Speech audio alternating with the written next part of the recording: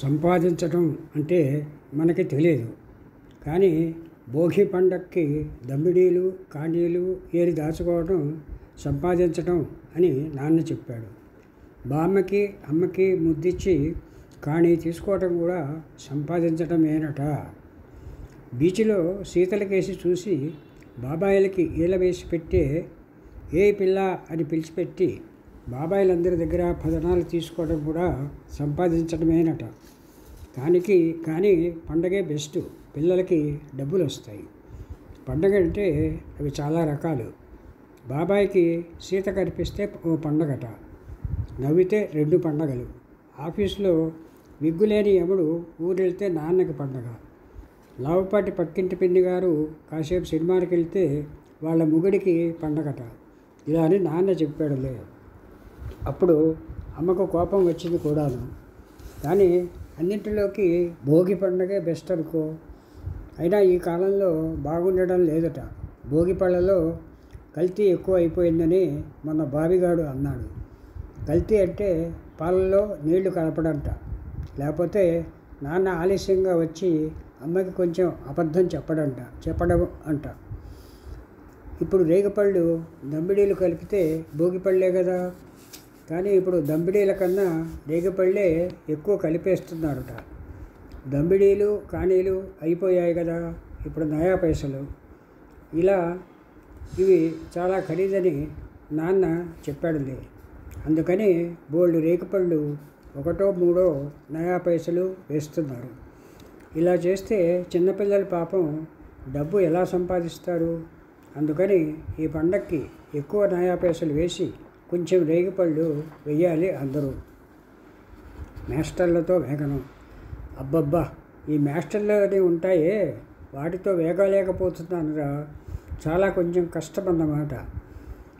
వేగలేకపోతుండడం అంటే ఓసారేమో అమ్మ సినిమాకి వెళ్ళిందని బామ్మ గుళ్ళోకి వెళ్ళింది కదా. అప్పుడు మా గోపాలం వంట చేశాడు కదా. అప్పుడేమో కంద ముక్కలు వంకాయలు కలిపి వేయించాడా. పాపం వంకాయ ఏమో చప్పున వేగిపోయింది, కంద వేగలేదుట.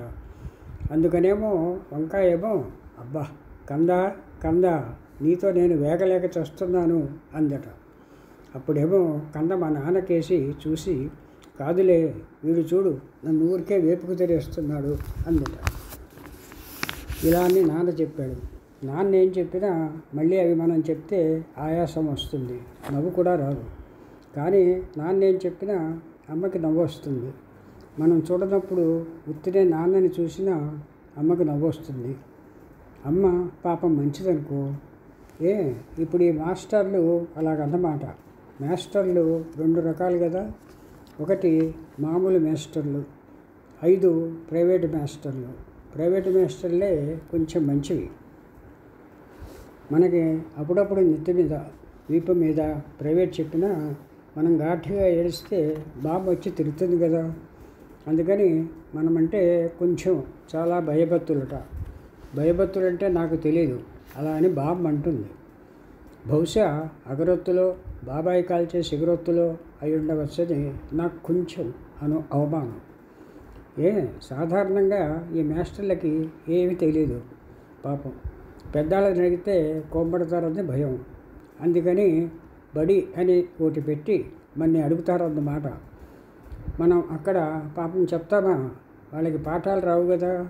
అప్పుడేమో ప్రైవేట్ మాస్టర్ వేషం వేసుకుని మన ఇంటికి వచ్చి ఒరే బుడుగు 2 ఎంత అని అడుగుతాడు. ఇంకానేమో శ్రీరాముని దయచేతను పద్యం చెప్పమ్మా అని ఇలా ఏడుస్తూ అడుగుతాడు. ఇక్కడ నేర్చుకున్న మర్చిపోయి మళ్ళీ బళ్ళో అడుగుతాడు. పాపం మనం చెప్తామా? వినరు. 2 14 కాదు, నువ్వు అబద్ధం చెప్తున్నావు, నిజం చెప్పమ్మా అంటారు. పోనీ కదా అని మనం 7 అంటామా? అది నిజం కాదంటారు. మొన్నో రేపో దీపావళి అంటే ఏంట్రా అని ఒక ప్రైవేట్ మాస్టర్ అడిగాడా? వీడు బాగా పాతవాడులే. నా దగ్గర చిన్నప్పుడు పనిచేశాడు. చాలా 5 రోజులు అయి ఉంటుంది. నిన్న కొత్తవాడు వచ్చాడా వీడు అడిగాడు.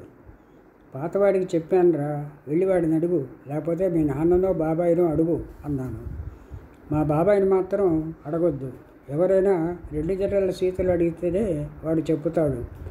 సీతలు అడిగితే 13వ ఎక్కం కూడా చెప్పుతాడు అని చెప్పాను. కాదమ్మా బుడుగు, నువ్వే చెప్పమ్మా అని ఏడ్చాడు మాస్టరు. మా బామ్మని అడిగి బెల్లం ముక్క పెడతాను, ఏడవకమ్మా అన్నాను. లేకపోతే మా బామ్మ ఒత్తుల పెట్టెలో కానీయో పదనాలో ఉంది, తీసుకో అన్నాను.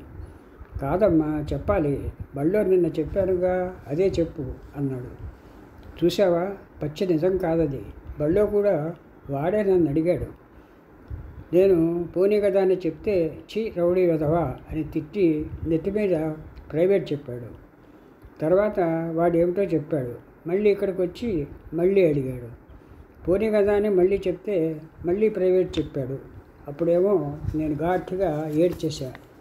బామ్మ వచ్చి ప్రైవేట్ వాడికి ఘాటుగా ప్రైవేట్ చెప్పేసింది. అప్పుడేమో పాపం బాబాయ్ వచ్చి అన్న బామ్మ అని బామ్మకి ప్రైవేట్ చెప్పాడు. నాన్న వచ్చి వెదవకానా అమ్మని, దీన్నే కొందరు బామ్మ అంటారులే, కోంబడతావా అని బాబాయ్కి ఘాటుగా ప్రైవేట్ చెప్పాడు. అప్పుడు బామ్మేమో అన్నా కుర్ర వెదవా, వాడినేదో తిడతావురా అని నాన్నకి ప్రైవేట్ చెప్పింది. అప్పుడేమో అమ్మ వచ్చి ఒరే గోపాలం నువ్వు ఇలా రండి అని గదిలోకి వచ్చి నాన్నకి ప్రైవేట్ చెప్పింది. పాపం మేస్టరు అడిలిపోయి పారిపోయాడు. అప్పుడేమో లావుపాటి పక్కింటి పిన్ని గారి మొగుడు ఇలా నవ్వుతూ వచ్చి, ఏరా బుడుగు, మీ ఇంట్లో ఇవాళ దీపావళా, ఇవాళే దీపావళా అన్నాడు. అదన్నమాట దీపావళి అంటే పేలవటం. అందరూ ఘాటుగా ప్రైవేట్ చెప్పేసుకుంటే దీపావళి అంటారట. ఇలా అని బాబాయ్ కూడా చెప్పాడు అనుకో. కానీ ఇలా అయితే మా ఇంట్లోనూ, లావుపాటి పక్కింటి పిన్ని గారింట్లోనూ, మీ ఇంట్లోనూ, సినిమాల్లోనూ, పేపర్లోనూ రోజు దీపావళి పండగే అవుతుంది. ఇవన్నీ బాబాయ్ చెప్పాడులే. అందుకని శ్రీకృష్ణుడు ఇంకో దీపావళి పెట్టాలి. పాపం వాడికి 1070 ఇళ్ళు ఉన్నాయట కదా. ఎక్కడికి వెళ్ళినా రోజు ప్రైవేటే. అందరికన్నా సత్యపాప ఘాటుగా ప్రైవేట్ చెప్పేది కదా. అందుకని ఏడాదికి ఒకసారైనా ఇంట్లో దీపావళి పండుగ ఆపేసి ఆ చప్పుడులు వినపడకుండా ఇంకా ఘాటుగా చప్పుడు చేసి టపాకాయలు పేల్చాలని, అదే అసలు దీపావళి అని కృష్ణుడు చెప్పాడన్నమాట. బాబాయ్ ఇంకేదో పిచ్చి కథ చెప్తాడనుకో. అది కాదు, ఆ రోజున 2 జడాల సీతలన్నీ గుమ్మంలోకి వచ్చి టపాకాయలు కాలుస్తాయి, ఇంచక్క నవ్వుతాయి. మనం వాళ్ళని చూస్తూ రోడ్డు మీద వెళ్ళొచ్చు. అప్పుడేమో 2 జడల సీతలన్నీ దీపాలలా వెలుగుతాయి. అందుకని దీపావళి అమ్మయ్య అని చెప్పాడు బాబాయ్. బాబాయ్ మొహం, వాడు ఏ పండగ అడిగినా ఇలాగే చెప్తాడు. అట్టతద్దికి సీతలే, దసరాకి సీతలే, సంకురాత్రికి సీతలే, భోగి మంటలకి సీతలే, అన్నింటికీ సీతలే వాడికి. అంతెందుకు, మొన్న దేవుడి గుళ్ళోకి వెళ్తున్నానా, నేను వస్తారా అని ఏడిస్తే బాబాయ్ని తీసుకెళ్ళానా. ఎవరో వచ్చి నువ్వెందుకు రో అంటే 2 జడల సీత ఉంటుంది కదా అన్నాడు. నేను ఆశ్చర్యపడిపోయి, పిచ్చి బాబాయ్, గుళ్ళో దేవుడు ఉంటారా, 2 జడల సీతలు కావురా పిచ్చాడా అని చెప్పానా. వాడు మళ్ళీ ఘాటుగా నవ్వేసి, పిచ్చి వదవా, నా కళ్ళు పెట్టుకు చూడరా, నీకు గుళ్ళోనూ, రాయిలోనూ, రప్పలోనూ, అన్నిటిలోనూ 2 జడల సీతలే కనిపిస్తాయి అన్నాడు. నేను వాడి కళ్ళజోడు పెట్టుకు చూశాను. సీత లేదు, పీత లేదు, అస్సలు ఏమీ కనిపించలేదు. మాస్టర్ మనకి గుండె మీద ఘాటుగా ప్రైవేట్ చెప్పినప్పుడు ఏం కనిపిస్తుంది? అలా ఉందన్నమాట. ఏం చేస్తాం, బాబాయ్ కర్మ. అసలు వాడు ఎప్పుడు ఇంతే.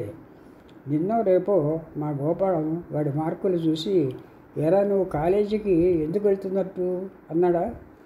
2 జడల సీతని చూడటానికి అనేసి ఇలా 4 ఖర్చుకు ఏడ్చేశాడు. పోకిరి వెధవా అన్నాడు నాన్న. అలా అంటే నాకు తెలియదులే. ఏ దీపావళి గురించి కదూ పాపం నీకు చెప్తానన్నాను. ఏమిటో నాకు వయసు అయిన కొద్దీ మతిపరుపు ఎక్కువైపోతోందమ్మా. ఇలా అని బామ్మ అంటుందిలే. బామ్మ కూడా వయసు ఎక్కువైపోతోందట. అప్పుడప్పుడు నాన్న కూడా వయసు ఎక్కువైపోతుంది. నా కళ్ళజోడు ఎక్కడ పెట్టాదర్రా అంటాడు, నెత్తి మీద ఉందని మర్చిపోయి. దీపావళికి ఏమిటంటే టపాకాయలు బాగా కాల్చాలి. మరేమో అవి బాగా వినాలంటే ముందస్తుగా రేడియో మూసేయాలన్నమాట. మందే కాదు, అద్దం విరిగిపోయిన లావుపాటి పక్కింటి పిన్ని గారి రేడియో కూడా మూసేయాలి. కరెంటు పోయిందండి అని చెప్పాలన్నమాట. లేకపోతే లావుపాటి పక్కింటి పిన్ని గారి మొగుడు మళ్ళీ పెట్టేస్తాడు. 2 కొన్ని పొద్దున్నే కాల్చనివ్వరనుకో, రేడియో దీపావళి అయితే కానీ వద్దని నాన్న వాళ్ళు అంటారు కదా. అప్పుడేమో ఖాళీ డబ్బాలు తెచ్చి ముందుగానే సూరికి బాబాయ్ చేత వేలాడ కట్టుకుని తర్వాత రాళ్ళు అందులో వేయాలి. ఆడవాళ్ళ వంటలు ఇలాగే చేస్తారట. మా అమ్మ కాదనుకో, అమ్మ బాగా చేస్తుంది. అలా అంటే బామ్మ కోపం. మనకి కానీయో పదనాలో ఇవ్వదు, జాగ్రత్త. ఒక్కోసారి ముందుగానే రాళ్ళు తెచ్చి పడేసి డబ్బాలు కట్టలేదనుకో, అవి కాళ్ళ మీద పడతాయి, జాగ్రత్త. ఆ డబ్బాలో రాళ్ళు వేసి కర్రలతో కొట్టి కాసేపు ఊపితే అప్పుడు నాన్న బాబాయి అందరూ వచ్చేసి రేడియో ఆర్పేసి మనకి పెట్లో టపాకాయలు ఇస్తారు. 70 నీకు నాన్న మీద బాబాయ్ మీద కోపం ఉంది కదా, అలాంటప్పుడు సీమ టపాకాయలు గుత్తి అంటించి గట్టిగా తిట్టేసేయి. దీన్నేం చెయ్యరు. లావుపాటి పక్కింటి పిన్ని గారి బుగుడికిది చెప్పాను. వాడు ఏడాది ఇలాగే చేస్తాడు. 10 బాబాయ్ గాళ్ళకి ఒకటి చెప్పాలి. మతాబాలు కాలుస్తూ 2 జళ్ళ సీతల్ని చూడకే అని ఒకటి కాదు 2 జళ్ళ సీతల్ని కూడా చూడకూడదు. చిచ్చుబట్టి కాలుస్తున్నా సరే. 4 2 జళ్ళ సీతల్ని చూస్తూ మతాబా కాల్చుకు. మతాబా లైట్లో సీతలు బాగా కనపడతాయి కానీ కుర్ర వెధవి నీకెందుకురా ఇలాంటి ఆడపిల్లల విషయాలు, పో చదివేస్తున్నాడు పాపం. బామ్మలు తాటాకు టపాకాయలు చాలా కొనమంటారు. వీటిని పేలకపోయినా రేపు కడిగి నాలుగు గీసుకోవడానికి వాడవచ్చును. బాబాయ్, పో అమ్మ, తాటాకు టపాకాయలు ఒక్కోటి కానీ తాటాకు పెట్టి నాలుగు గీసుకుంటావా? నాన్న, పోరా వెధవా, నీ BA సర్టిఫికేట్ ఇలాంటి నాకు తెలియదు. నీ BA సర్టిఫికేట్ కన్నా నయమే, ₹1,000 పెట్టాము. ఇప్పుడు అది 4 గీసుకుందుకు కూడా పనికిరాదు. ఏమిటో పెద్దవాళ్ళ మాటల్లో అర్థం ఉండదు. ఇలా అంటే నాకు అర్థం తెలియదు అనుకో. కానీ మనం రేపో 10 రోజులకు టపాకాయలన్నీ అయిపోయాక అట్టపెట్టెలు తడిసిపోయిన టీమ టపాకాయలు కాలుస్తామా, అప్పుడు వచ్చి ఘాటిగా మనకి ప్రైవేట్ చెప్తారు.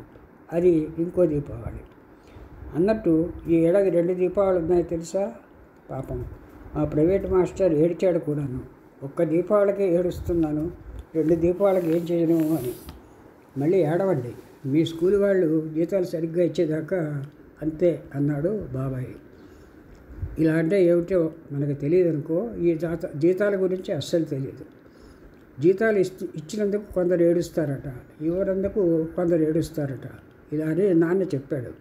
కానీ 2 దీపావళి వస్తే మాత్రం ఏడవకూడదట. ఎందుకంటే చైనాలో, పాకిస్తాన్లో ఇలాంటి ఊళ్ళని మా నాన్న చెప్పాడు. వాళ్ళందరూ పెద్ద దీపావళి చేయాలని చూస్తున్నారట. వాళ్ళు అది చేస్తే ఇంకా అందరూ పెద్ద టపాకాయలతో పెద్ద దీపావళి చేస్తారట. అది చేస్తే ఇంకా టపాకాయలు ఉండవు, దీపావళి కూడా అస్సలు ఉండవట. అందుకనేమో కావలిస్తే చిన్న దీపావళిలు ఏడాదికి 2, 10 చేసుకుని అందరూ హాయిగా ఉండండి. అంత పెద్ద వద్దు. బుల్లి టపాకాయలు అయితే చాలా రోజులు వస్తాయి, పెద్ద వద్దు. అమ్మ బాబోయ్, ప్రైవేట్ మాస్టర్ తలిపేసేయి. ఏవండి, మా బుడికి పాపం జ్వరమండి, కుర్రబెధ, ఇవాళ ప్రైవేట్ వద్దులేండి. నేనే అండి, నేను మా నాన్నని. సశేషం. మిగతా భాగం రేపు.